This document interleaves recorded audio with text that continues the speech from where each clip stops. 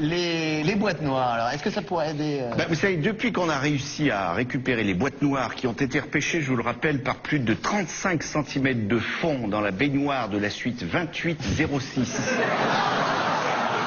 de l'hôtel Sofitel de New York, on commence enfin à comprendre ce qui s'est réellement passé dans la ténébreuse affaire DSK. Voici le déroulement des faits. 11h47, c'est le dernier contact de DSK avec la réception. Après silence radio. À 12h02, il entre dans une forte zone de turbulence. Il décide alors de changer de cap et de se diriger vers la salle de bain afin d'éviter une zone nuageuse, sombre, très importante. À 12h09, DSK subit un gros givrage de sa sonde Pitote.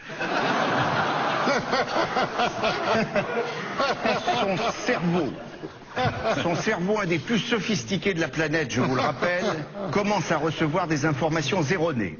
Et son lobe cérébral gauche entre en conflit avec le droit, ce qui a toujours été politiquement son problème. Il ne sait plus alors s'il doit se montrer un peu gauche ou aller droit au but. Il subit ce que l'on appelle le vertige des gratte-ciel ou l'ivresse des cimes au sommet de l'hôtel Sofitel. 12h14. DSK aperçoit dans sa chambre un énorme cumulonimbus noir pommelé en forme de plumeau. Oh non. C'est le fameux poteau noir redouté de tous les navigateurs chevronnés. DSK veut le contourner, mais il est trop tard. Il rentre dans la zone orageuse à plein gaz. Et c'est le drame. Il part alors en vrille, il perd totalement le contrôle de son appareil. Il demande à la femme de chambre de lui saisir l'appareil, mais celle-ci refuse désespérément de lui dégager sa sonde Pitote. DSK est submergé par une énorme quantité d'informations contradictoires.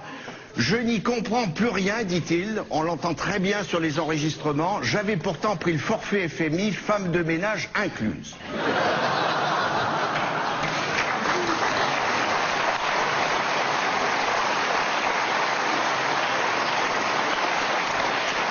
Rien n'y fait.